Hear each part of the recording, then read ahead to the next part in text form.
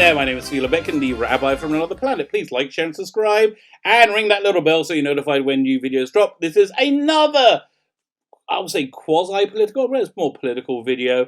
Look, this will all be over by Christmas. This is only because there's a rabid anti-Semite in the English elections right now, and they're causing quite a lot of debate. And he's not like a fringe candidate. He's one of the major. He could quite conceivably become prime minister, although his campaign, thankfully, is doing terribly. So yeah, normally I deal with geeky stuff. If you have a geeky relative, if you're new to this channel and you're just here to hear the politics stuff, the anti-Semitism stuff, and you have geeky relatives, friends, neighbors, or you want to get gifts. So this is the gift-giving season. Hanukkah and Christmas is a-coming. I guess Kwanzaa is too. Do you give presents on Kwanzaa? Why not? I honestly don't know. But if you want to know what to get, check out my reviews. Hopefully, I'll be able to guide you to something that they will find delightful, and they will I'll steer you away from something that is something you probably don't want to get involved with. So I was asked. I'm making this video because I was asked what I think was a very good question yesterday. When on Facebook, somebody asked me, I share anti-Corbyn stuff. Who's the leader of the Labour Party? Who's the anti-Semite? I share stuff about anti-stuff of him talking about anti-Semitism. Reasonably, I try and do it like once every day or so. Whenever I see something that goes, oh, that's interesting, I share that because I figure that's one's responsibility. You can't, the thing about social media is you've got to be active on it for it to be a part of it. And being part of it, you're actually being part of something I think incredibly powerful. So. I was talking about anti-Semitism, and then somebody asked me why I'm not upset at Theresa May or Boris Johnson, who are the leaders of the right wing. Like I say, the left wing party is called Labour in America. They're comparable to the Democrats, and the right wing party is called the Conservatives or the Tories, and they're comparable to the Republicans in America. So. Theresa May, Boris Johnson, he's in charge of the right-wing party, the Conservative, Tories, Republican. Okay, so that's who we're talking about. So they asked me, so recently they put up a statue for an MP by the name of Nancy Astor, who was, I believe, the first female MP. MP is Member of Parliament. Sorry. I keep forgetting, I got to translate for normal people. And she was, I think, the first female, first female Member of Parliament. So, and she was also a massive anti-Semite, far more of an anti-Semite than Jeremy Corbyn.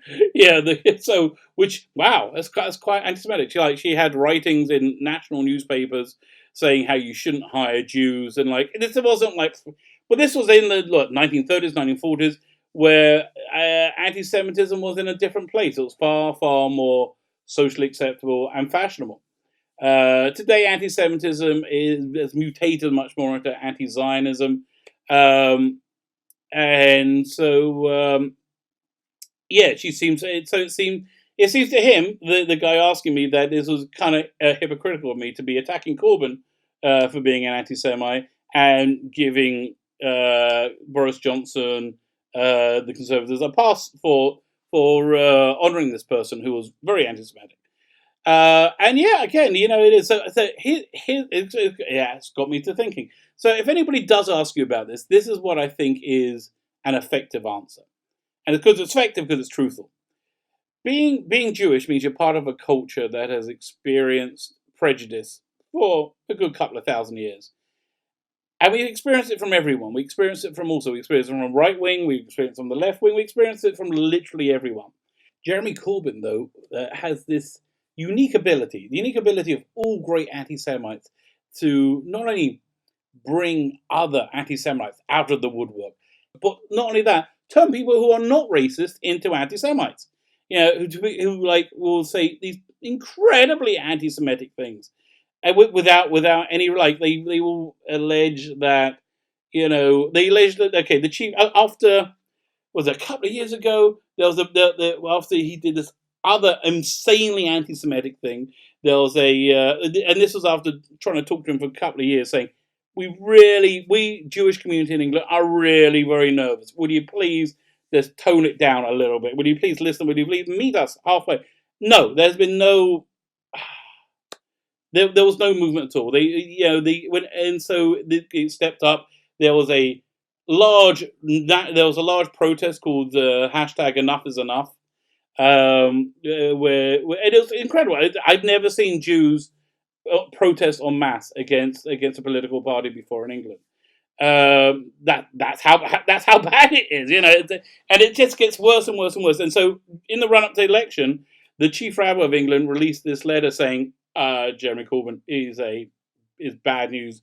Please don't vote for him. He's very, very bad news for us Jews, because he is. So again, you get his supporters going, he's in the pay of Mossad or the Tories or just this crazy anti-Semitic theories from people who I don't think are particularly anti-Semitic. But again, his ascension to power is such a massive embarrassment for the people of England. It's such because again, you voted in an open racist, and there's if you look in detail, there's really no comparison with Donald Trump, which a lot of people call him a racist. Maybe he is. Maybe Jeremy Corbyn is not a racist. Maybe Donald Trump is. I don't know. I don't know what's inside the hearts of any of these people. I just know what they say and what they do. And so, if you're going to make the case that Donald Trump's a racist, then you can only really do that if you misquote him or you take things out of context. If you want to make the argument that Jeremy Corbyn isn't a racist, you need to do the same thing. You need to misquote him and take him out of context. The more you quote him in context, the more you quote him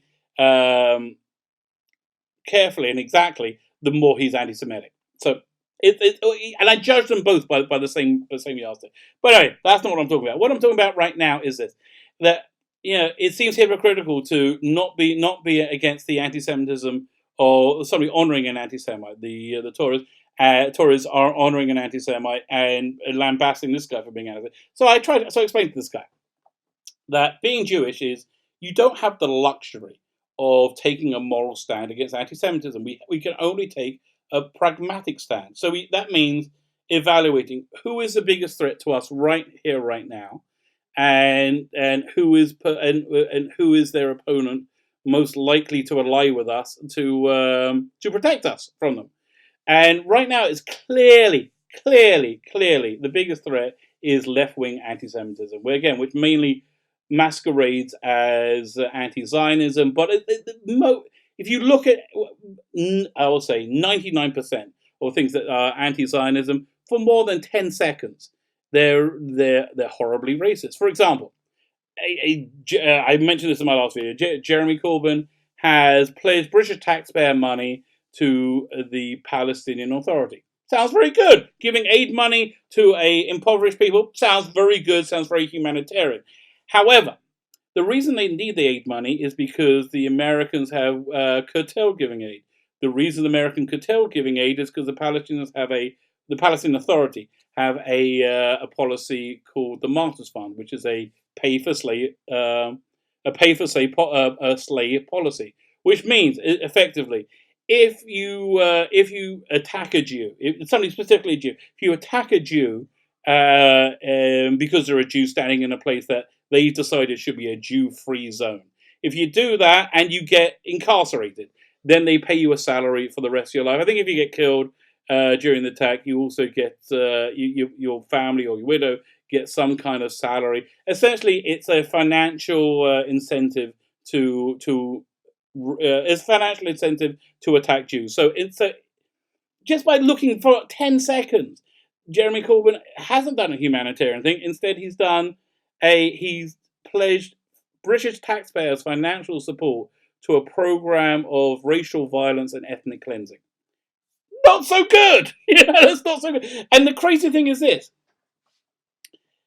This all came out when the Americans they curtailed it. So then he has to get on Twitter and scream about how wrong this is and how he will make up the shortfall. And he's actually campaigned amongst the other European countries to give more money to the Palestinians so they can keep this program going. That's pretty darn anti-Semitic. So we don't, as Jews, we don't have the luxury of saying, "Oh, anti-Semitism is wrong, and I got to be opposed to all of it." No, you got to choose which is the most dangerous anti-Semitism. Most dangerous anti-Semitism right now is left-wing anti-Semitism because it's so socially acceptable in those circles. It's completely acceptable to say these horrendously racist things about Jews, and they don't even realise they're doing it. I don't think Jeremy Corbyn realises he's doing it. He certainly has never acknowledged.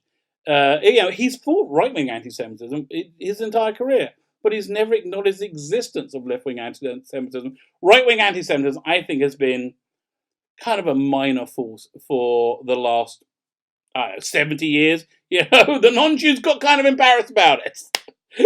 But left-wing anti-Semitism has really flourished. And again, my own personal opinion, my own personal experience, and I think the experience of most Jews in England is we all saw an incredible upsurge of anti-Semitism from the minute this guy came into power.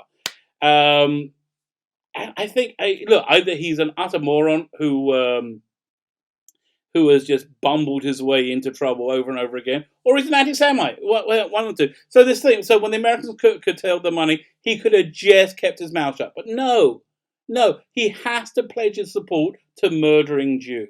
So again, fine. This woman, Nancy Astor, terrible anti-Semite, just a terrible, terrible anti-Semite. But again, look, there's two things. But again, you got to pick your sides. You got to. This is a practical thing. I think there's less chance of Jews being in danger if Boris Johnson is Prime Minister, or anybody other than Jeremy Corbyn as Prime Minister. The most likely person to stop Jeremy Corbyn from being Prime Minister is Boris Johnson. Thank God he's doing very well in the polls. I really don't have much more opinion over than that. I don't have much of an opinion about Brexit, really. I don't live in England anymore. The only reason I would support Brexit is because the people who oppose it, generally speaking, are wrong about lots and lots of things. So but they could be right. It could be an utter disaster. It could destroy England.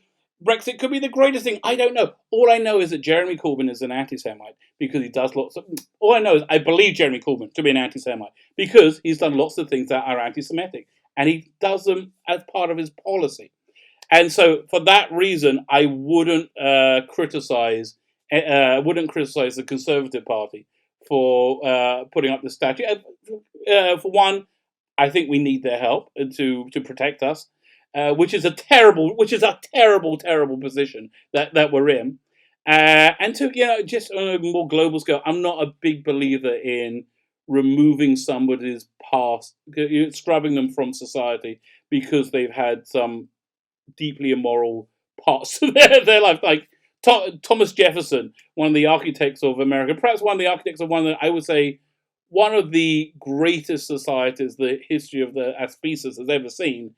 Also kept slaves, impregnated lots of them, from what I could tell. Everybody's got. Nelson Mandela had a terrible marriage and a bad relationship with her. Nobody's perfect. Everybody has things. So this woman, Nancy Astor, she was a vile anti-Semite, and she wrote and said terrible things, had terrible attitudes. She's dead. I don't really care. I have to deal with the world as it is now, and the world as it is now is there's a man there who is a existential threat to Jews in England. We got to do whatever we can to avoid him coming into power. So the real interesting question is though, the people who support Jeremy Corbyn often come up with this whataboutery, saying like, but there's all this anti-Muslim racism in the Conservative Party. And it's not real. I mean, it's not comparable anyway. I don't think 85% of Muslims think that the Conservative Party is an existential threat to them. I don't think 98% of Muslims have felt need to flee the Conservative Party since Boris Johnson became the leader, which was quite recently. Whereas the Labour Jews, and again, I don't know anybody who doesn't fit into the category. The Labour Jews, people who voted Labour all their life, they were given a stark choice. You either hate Israel and you get on board with this Israel libelous hatred, or you're a pariah. And amazingly, they chose Israel over Labour. So I'm still surprised, but they did. So there you go. That's what it is. So anyway, that's what's to answer. It was I think it was a good question. I think it was worth making a video about. I can't tell you I want to credit the person with the question, but I didn't ask his permission. So I'll just say, Matt, you know who you are. If you're watching it, my English name is Matt. You know who you are. That was a great question, and as I say, I've locked horns with lots and lots of Jeremy Corbyn supporters over the years, as we have done. You are always consistently the best at arguing the position. Come up with the best questions, and really, I don't think you've ever beaten me. But yeah, you're the only person who makes me work for it, you know. So yeah, I think if you argued something that came from a side of more total truth, you would have you would be unstoppable. But again, I just wanted to doff my hat to you and say I think you're the reason I don't unfollow or unfriend anybody on Facebook, because it's good to interact with people it's good to interact with smart people who disagree with you. So thanks so much for that. My name is Fila Beckin, the Rabbi from Another Planet. Please like, share, and subscribe, and ring that little bell so you're notified when new videos drop. Just before you go, again, if you're not a geeky person but you want geeky stuff, I'm doing a bunch of giveaways soon of Doctor Who Blu-rays and DVDs. So all you got to do, I'm going to start this when the new series of Doctor Who starts. So all you got to do is subscribe to the channel. And when I'm doing the giveaway, you've got to leave a comment with a hashtag, and that's how I do the drawing of who's going to get it. One lucky winner already got Trial of the Time Lord, 1983, 84, no, 85 series. I'm sending it in the mail today. I'm so sorry I haven't mailed it yet. I was waiting for things. You know what I was waiting for? Amazon has just started free shipping to Israel. So I've just got we just got crazy amounts of stuff being delivered. So I just got the packing materials from that, which I'm going to use to send it to him. Yeah, so I think that's all there is to say. Thank you so much for listening. Have a great day. Like, share, subscribe, and let me know what you think in the comments.